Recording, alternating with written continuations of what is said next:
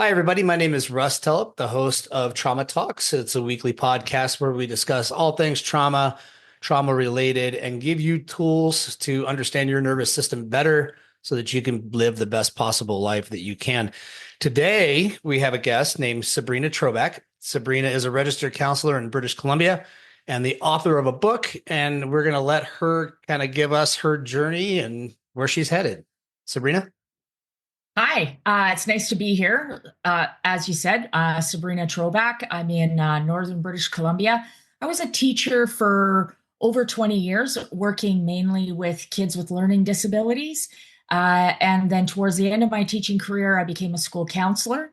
I went to a workshop presented by a man named Tony Martins, who talked about suicide, but from the perspective of our core belief feeling not good enough, not important, not valued, You and said how that's trauma, you said that was Tony Martins.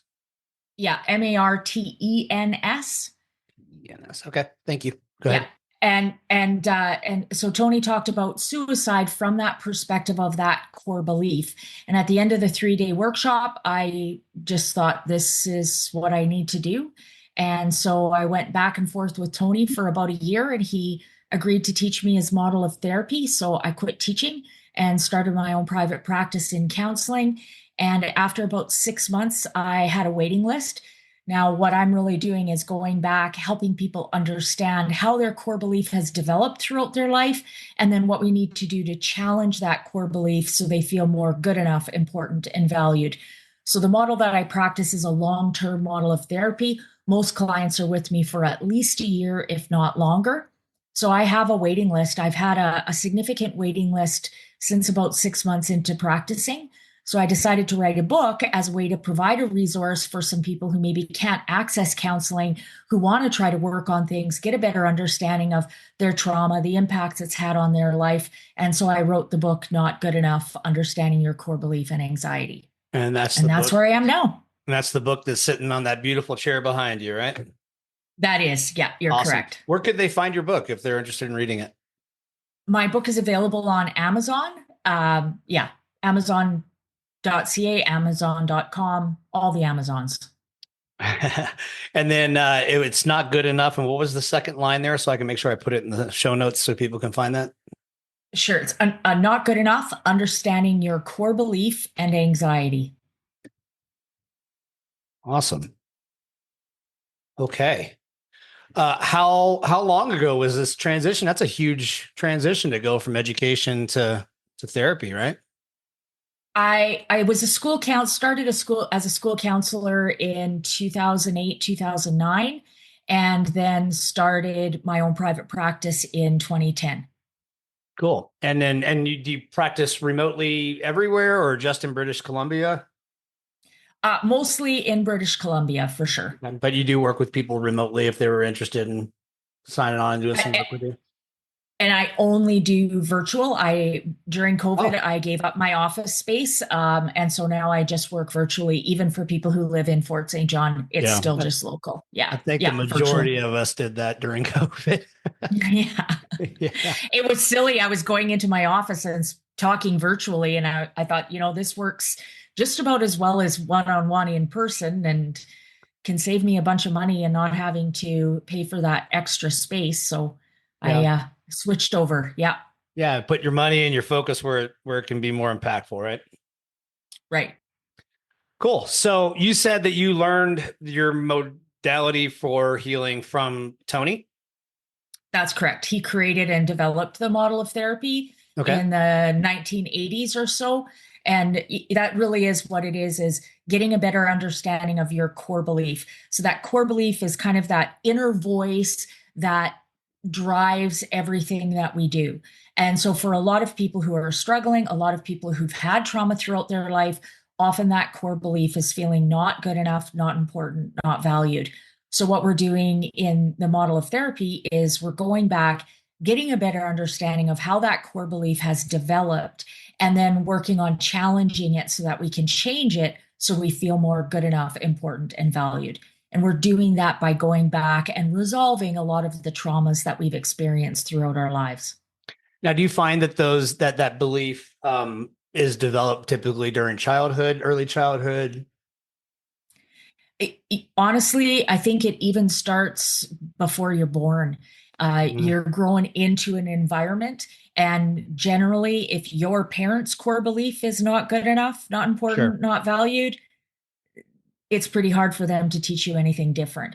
But then it's all the different experiences that happen throughout our life, definitely starting, before you're even born, early childhood, uh, later childhood, youth, adult, it just kind of keeps going. And it's like a snowball rolling downhill. It generally just gets bigger and bigger and bigger over time.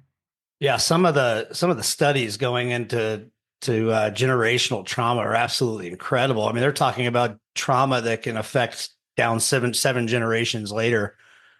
I was talking with a friend of mine recently and about this phenomenon. And if you think about it, you have somebody that served in like the Revolutionary War, for example. That's 7 generations ago. That's pretty crazy. So Yeah. they're gonna act and react differently, raise their children differently, and then their children are going to be raised differently, and then on down the line. And some of those traumas that you pass down from generation to generation can go on forever. So it's not surprising. Plus, in utero trauma too, right? Right. And, Yeah, the behaviors can look a bit different, but the message behind the behavior is the same, and that's often what gets passed down. I'll work with families where, I'll work with a client who says, I'm never going to drink. I grew up in an alcoholic home. I do not want my kids to ever have to go through that. So I'll say to the client, okay, on a scale from 1 to 10, how good enough or how not good enough do you feel in your dad's eyes? He says, a 7 or 8 out of 10. And then I'm working with that guy's son because I work with families. And I say to the son, in your dad's eyes, how not good enough do you feel? He says a 7 or 8 out of 10. wow. So I go back and tell the dad that, and the dad goes, I don't understand. I never drank. I have never drank in my house. There is never alcohol in the house. And there's not, but he's impatient.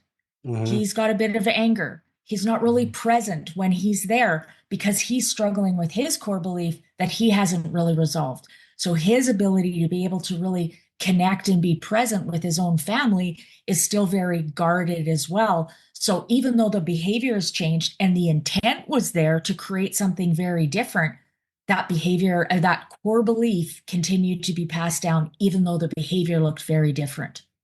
Yeah, and a brain can find a lot of different ways to validate a core belief. I mean, we spend our Ab- entire lives validating a core belief that's not true to begin with.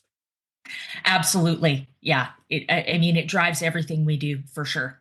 Yeah. And when something comes up that doesn't support that core belief, we just minimize it. Oh, it's not really that big of a deal. Don't worry about it. Brush it off. But when something comes up that we can use to feed that core belief, we absolutely will.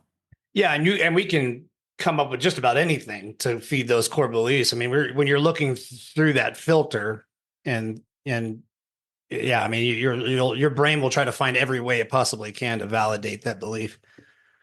Absolutely. Absolutely. Cool. Can you tell us a little bit about the book? So the book is written as a bit of a handbook. So you're reading a little bit of information and then you're applying that information to your own personal experiences. It is written for people who have anxiety. As a learning assistant teacher for 20 years, I know that people with anxiety struggle with reading. So, how do you write a book for anxiety for people who have anxiety? It makes it really challenging. So, the book is written where there's very few pages that are full texts on Okay. both sides. It's broken up into very small chunks, lots of diagrams, lots of charts where you're really just reading a little bit at a time and then you're doing an activity that applies that information to yourself. It's definitely something that needs to be read over a period of time, not something you want to kind of get through in a weekend. Sure. The more time you take to read through and process it, the more you're going to get a different understanding of the information. And then what kind of exercises would you expect to find in the book there? So it's looking at, where is your core belief? How has your core belief developed? So you're looking at experiences that you've been through, how those core beliefs have developed. And it's looking at how that core belief is reflected in your own actions and behaviors. What is your anxiety like? Often, if that core belief is not good enough, we're going to have more self doubt, more insecurity, which is what anxiety is. Anxiety is not believing in myself that I can handle something. So it gives you a better understanding of how that anxiety looks. What does your anxiety look like? We often know what our anxiety looks like when it's really, really high, say a 10 out of 10, but we don't necessarily know what it looks like as a 3, 4, 5, 6. Hmm. That means we're not doing anything about it until it's really, really high. So in the book, we're looking at a whole bunch of more subtle symptoms of anxiety, like sweaty palms, picking at your fingernails, clenching your jaw, tight shoulders. We're looking at these more subtle ones so we can start to get an idea of what our symptom looks like at a 3, 4, 5, 6. And then we also look at strategies. What are strategies we can put in place so that we can bring that anxiety down before it gets really, really high? So We you're look at really anger. approaching it from a somatic type of space, right? Very much so. Yeah, for sure. Yeah. Uh, we also look at anger and how we say anger is not a standalone emotion. Anger is a coping, it's an emotion, but it's also a coping strategy we use to push down other emotions. So we generally don't like to feel any of our emotions, but emotions like fear, sad, loneliness, vulnerability, rejection, we don't like to feel those. So if I get angry, now I can feel angry. I don't have to feel those other emotions. So the book looks at what are some of the emotions that you think are underneath your anger? What are some of the emotions you've experienced throughout your life? Over time, if we just keep pushing those emotions down, they get bigger and bigger and bigger and bigger. So we often see things like feeling unheard, feeling powerless, feeling vulnerable. We don't like to feel those emotions because we felt them so many times throughout our life. They get bigger and bigger and bigger. So now when something happens today, it's not just about today, it's about all those times that we've held in Mm, that emotion as well. yeah, sure. That makes total sense. Yeah, Yeah. so the book kind of goes through and looks at all those different areas and more as well. And by the end of the book, the goal is that you've got some new understanding and some significant tools to help you better challenge that. As you're doing that, you're also challenging that core belief not good enough, which then means you're developing the core belief good enough. So would you say that the book is a standalone healing tool, or is this something that you would use in lieu of working with you later on to solidify some of the stuff you learned in the book? I think it's something you can do. I wrote it for people who can't access counseling. So it Okay. definitely is something that you can do. And it can be used as a supplement. A lot of my clients have the book as well, but it definitely is something that takes you right from the very basics, very beginning, and helps you really understand it at a very detailed, in depth level, almost more scientific than it is kind of the counseling, Sure. fluffy piece. I Yeah. would imagine you talk a lot about like polyvagal theory come up in the book at all, or Not specifically with the terms, but I don't go into a lot of the different models that we use. We're just really digging into these are some of the activities that we can do for sure. so you are giving some exercises and things in the book that people can do to release some of that stress and some of that sympathetic energy. Absolutely. Yeah. Cool. So if someone was to work with Sabrina, what does that look like? So in the beginning, what we do is really just spend a lot of time understanding our own anxiety, what anxiety looks for us, strategies that we can put in place. Then we start by gathering information. So this is really where I'm gaining all of my information I can about you. I get you to tell me your whole life story. Now we go slow. We start with things that are, a little bit easier, slowly moving more into that trauma. As we start talking about our life experiences, we build more confidence in being able to talk about it. So then when we get to the traumas that are harder to talk about, we're already feeling a bit more confident in being able to do that. So we go through, as we're going through that, I'm looking for things that I think that have developed and created that core belief. But also what happens is the client gets to see things from a bit of a different perspective. Often with pretty much everyone in our family that we talk to, we're a little guarded, right? Because we don't want things to be held against us. We don't want to be judged. We don't want to take up too much time. We don't want to upset someone else. I'm the therapist, that's it. So they can just talk openly about everything to me. So they often make connections and get a better understanding of why they're struggling now, why their anger is the way their anger is now by looking at some of these past experiences. Then we go back and look at specific areas and really work on getting resolve and getting a better understanding of why those things happened, being able to let go of them, understanding the consequences of life now trauma that happened 20, 30 years ago. What's the impact of that today? And then how do we work on challenging that and letting it go so today can just be about today? Sure. So I get this question a lot. Uh,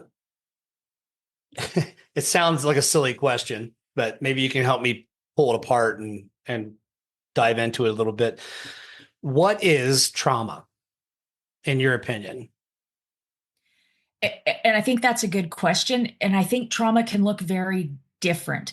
I don't think we need to compare trauma to other people's trauma because there's always going to be someone who had it better and there's always going to be someone who had it worse. Trauma is something that has a really significant impact on you that has likely caused you to put your guard up.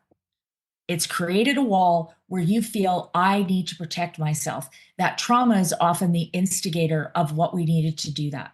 So it could be, anything from yelling as, parents who yell to extreme violence and abuse. It can look like a lot of different things. But if it's something that's kind of altered how we deal with things, where now we feel like we need to keep everybody at a bit of a distance, we need to protect ourselves because we don't want to get hurt again, trauma usually fits within that guidelines.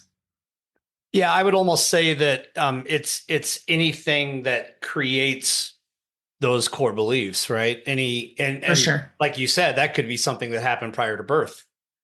So I think Absolutely. that, yeah, trauma can be. I don't think there's anyone on earth that does not have trauma to some extent in their lives.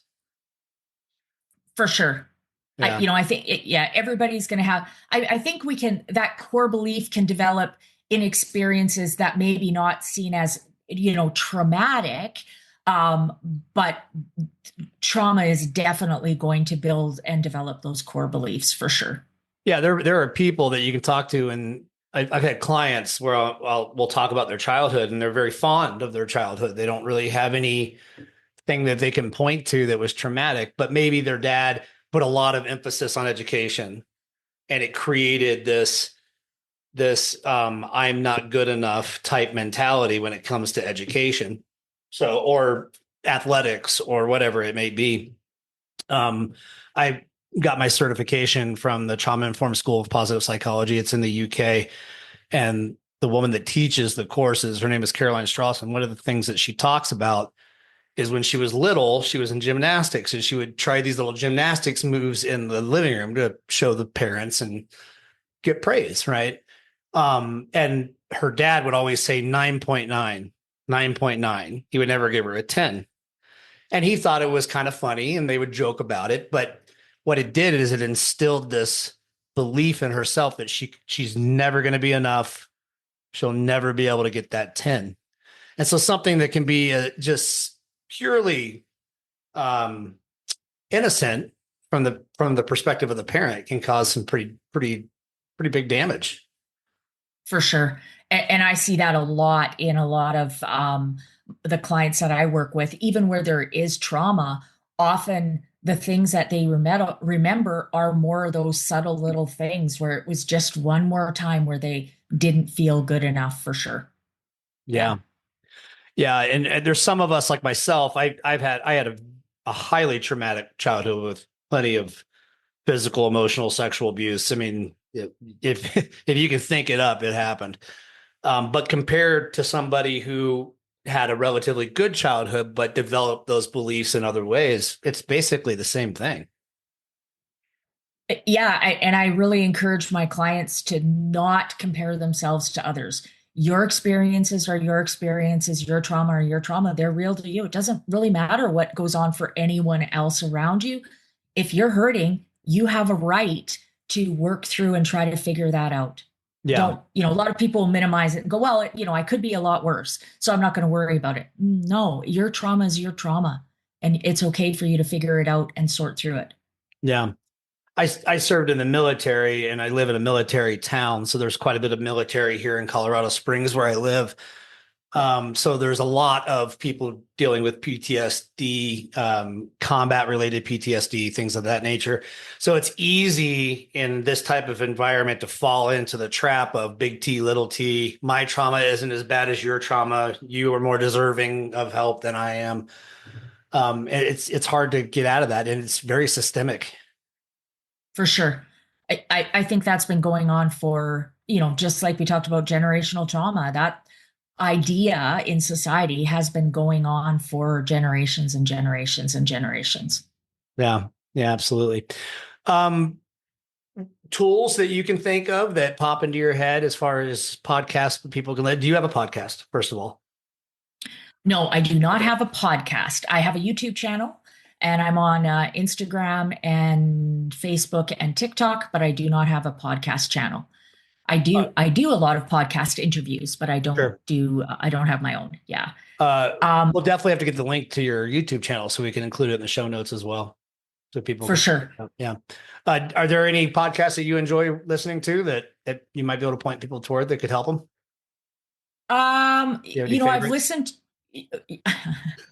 My favorites are I listen to a couple crime ones that I Oh, listen to quite a lot. So not really anything to do with mental health. Sometimes I just need to check out and do something totally different from that. sure. So yeah, for sure. As for some tools, I think that one of the things that's really, really, really important for trying to resolve trauma is we have to get better at feeling our emotions. Yeah. We Yeah. You have got to feel to heal. exactly. We see, if we take two kids, let's say they're 7 years old, and they grow up in two different environments, and they are, let's say, abused by a neighbor. And they come home, and the one child comes home, and there's a lot of chaos. There's a lot of violence, a lot of yelling, a lot of fighting. Parents are really disconnected. There's a really good chance that child's not going to talk. There's a really good chance that child's not going to learn how to feel their emotions and sort through things. The child's probably even going to try to say, hey, I need some help here. And they're going to be exhibiting some behaviors that are different, that are concerning. But the parents are dealing with so much of their own chaos, they don't see it. Yeah. Whereas I take another family where a child's been abused, comes home, there's a really high likelihood, if that family is connected, they talk about their emotions, the child is able to have a voice, the parents feel they are good enough, important, and valued, there's a really good chance that that child's going to tell the parents what's going on. When they tell, the parents are going to get them the help, they're going to get them the counseling, whatever they need to do, they're going to help them sort through their emotions around it. And even if the child doesn't tell, the parents are going to go, something's off. They're Mhm. just acting a little bit different. This isn't quite right. They're going to keep talking to the child until the child gets comfortable where they can tell them. And then they're going to get them the help. Now, both those kids experience the same trauma. Grow those kids up to 25 years old. Their lives are going to look very, very different. Yeah. So it's trauma is significant, but how it's dealt with is also really, really, really important. The better we get at sorting through it and dealing with it and dealing with the emotions of it, the more we're going to be able to let it go. Generally, the sooner we deal with the trauma, the less impact it has. If we don't deal with it and we to wait 5, 10, 15, 20, 30 years, the experience is over, it's gone. We can't do anything to change that. But the emotions have built and built and built for all those years, making that trauma more and more and more significant. Yeah, I think emotional intelligence definitely plays a major role in that too, right? You're being able to vocalize the way that you're feeling. When I was a kid, the only two emotions I knew was angry and really angry. So Yeah. there was no way for me to express that I was hurt or that I was scared or any other emotion other than angry. So as you become an adult and you don't have a way to verbalize even to yourself and acknowledge the way that you're feeling, it's really hard to process those emotions. For sure. When I start with most of my clients that I work with are adults. And when I start with a client, I'll ask them how they feel. And a lot of them will tell me a thought. Hmm. Well, it just shouldn't have happened. I don't believe that's not an emotion. What's the emotion that you feel? We have spent so much time suppressing and pushing down those emotions, often unconscious, not even aware we're doing it, that when we actually have to think of an emotion, it's blank. We don't even know where to begin. So one of the things I do with my clients is they all get an emotions sheet, and it's got a list of a whole bunch of different emotions on it. So when they're feeling something, rather than trying to have to figure out what it is on the head in their head, go to the sheet, read through it. They will jump out the page at you, the emotions that you are feeling. So now you can get a bit more of an idea of what those emotions are. After you practice that for a while, you don't need the paper anymore, but it can be a really good guideline. Part of what makes feeling emotions challenging is it's actually very rare that we feel one emotion. We're usually feeling a combination of 3, 4, 5, 7 emotions at the same time. So to try to identify them when I've been pushing them down for so long can be really, really challenging. Yeah.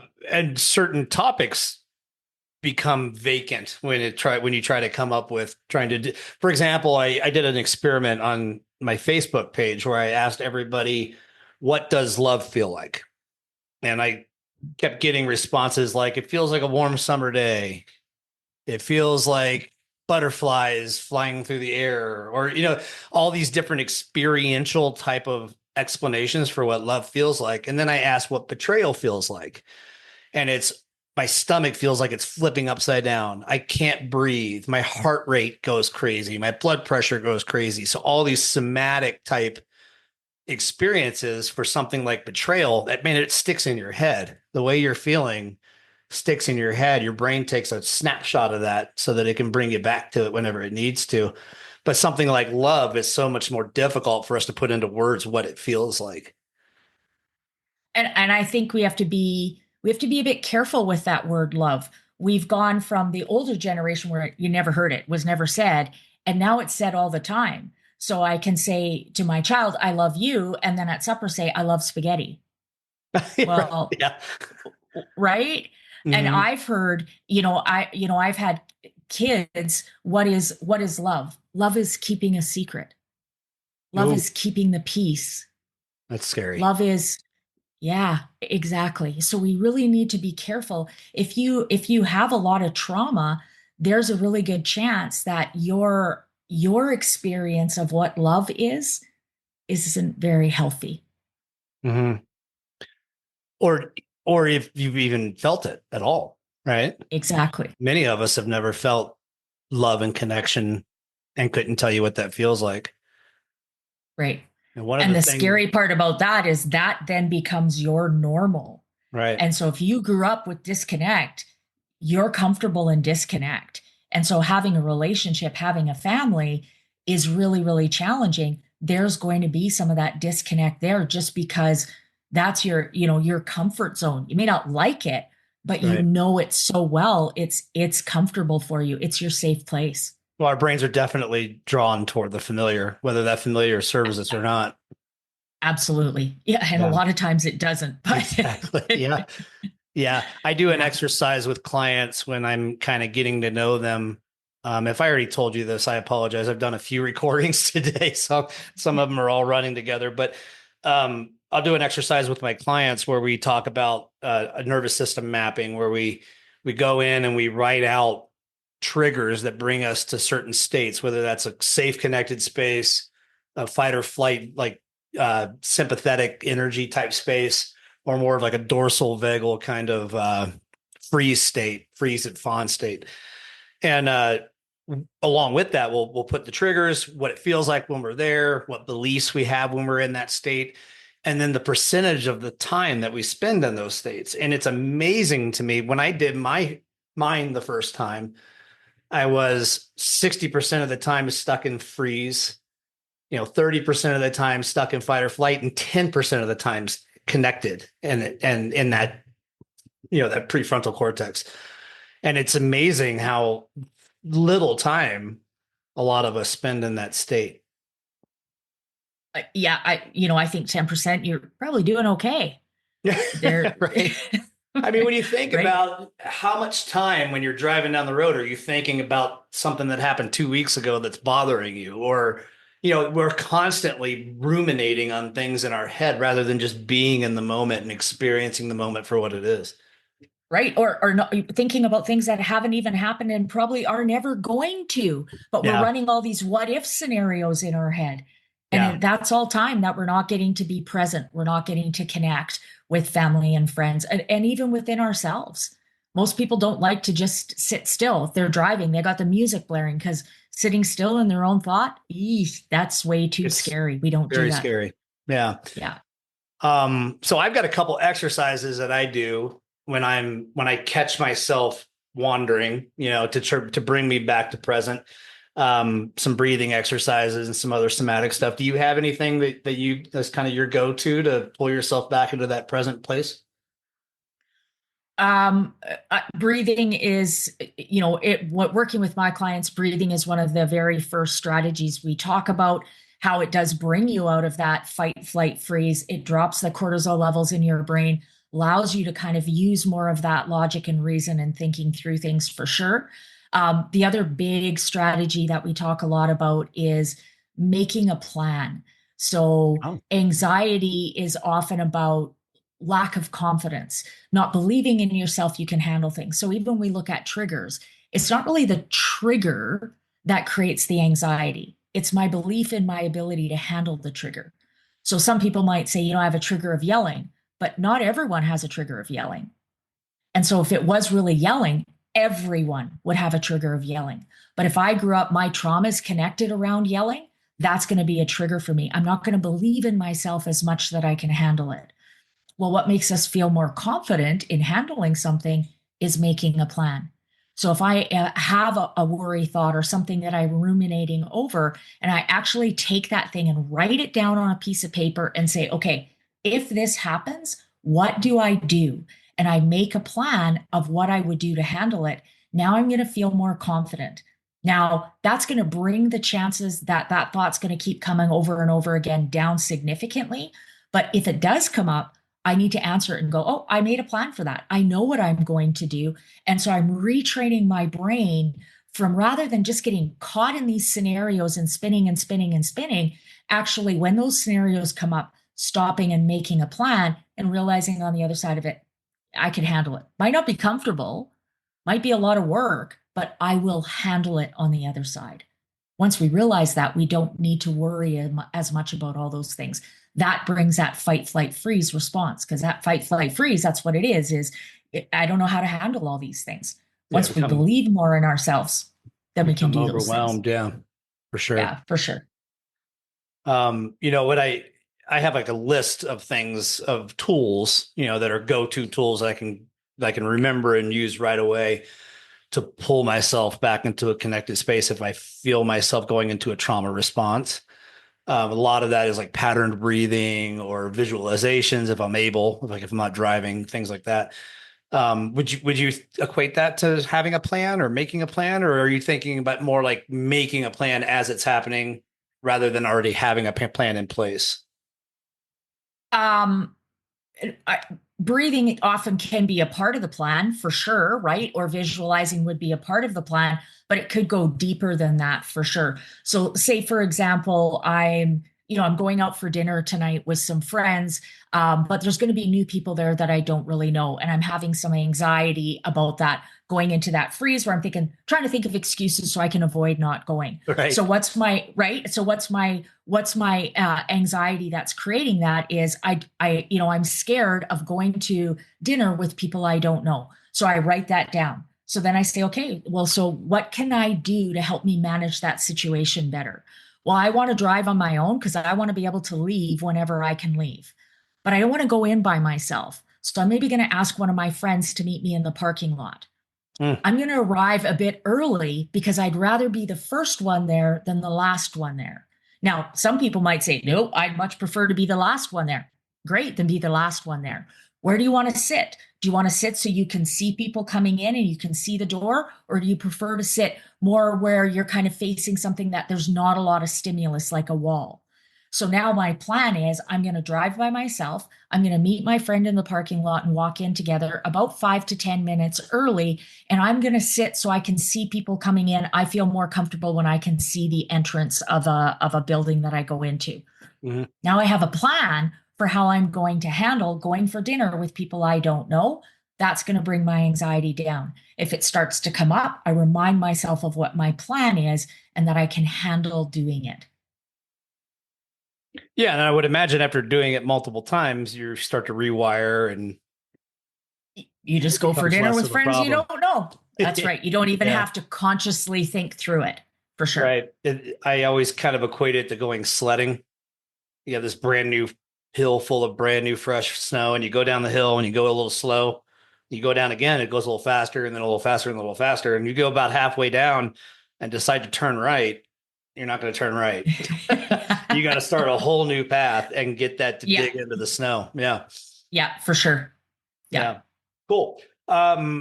Any other anything else you'd like to share with the listeners? I just think, if you're listening to this and you're trying to get a better understanding of your trauma, you're on the right track. You're doing Mhm. something that a lot of people aren't even doing. There's Probably the so many people majority. who, exactly, there's so many people who aren't even willing to take this. So just keep working at it. We want small steps. Don't worry about taking great big leaps. Little tiny changes over a significant period of time is much more beneficial. I always tell my clients evolution, not revolution. So just what's one little thing you can do different? Hmm. Practice that for a while. And then what's one new thing you can do different? Practice that for a while. Small steps is way more sustainable than great big steps. And steps really fast, we need to take time and practice. We got to, like you said with the sled, we got to build that trail so that we feel more confident going down it. Yeah, We need the practice. absolutely. Yeah, and big steps can be really scary, where really small, actionable steps can be a lot more manageable, especially if you're in a freeze or a fight or flight state. For sure. For sure. I think even if you're in a conscious connected state, it's still scary to take those steps. Hmm. Yeah, Yeah. Smaller the better. The more we feel like we can handle it, for sure. yeah. Well, Sabrina, thank you so much for joining me today. I really appreciate your time. Thank you for having me. It was nice chatting with you. Do you want to just tell everybody about your book one more time so we can get it out there one last time? People can write it down. Sure. So the book is called Not Good Enough: Understanding Your Core Belief and Anxiety. And it's an activity book where you're going through and sorting through information. It is on Amazon. You can also go to my website at trobackholistic.org. On my website is a link to all my socials. I also have a blog on there that's got a lot of information. It's got a page of all the podcast interviews that I've done. Oh, And of good. course, it has a link to my book sales as well. I am also on YouTube and Facebook. Those ones are Troback Holistic Counseling. I am on Instagram at NGE for Not Good Enough. So NGE_Troback. And on TikTok, I'm NGE_core belief. Awesome. And if you don't mind, just shoot me an email or a Facebook message with links to all that. I'll include those in the show notes too, so people can find them easily. Sure. Once again, thanks so much, Sabrina. I really appreciate your insight and your knowledge. Thanks for having me. Thank you. Have a great week. All right, guys. Once again, my name is Russ Tellup. I am a trauma-informed somatic coach with Mind, Body, Spirit, and BrainSpottingCS.com. This is Sabrina Troback, and she is the author of Not Good Enough: Understanding Your Core Beliefs and Anxiety. Anxiety. And we'll get some links to all of that in the show notes so that you guys can go purchase that book on Amazon and go check out her website and her YouTubes and all of her socials, and connect with her. So thanks again for joining us, and we'll see you guys next week.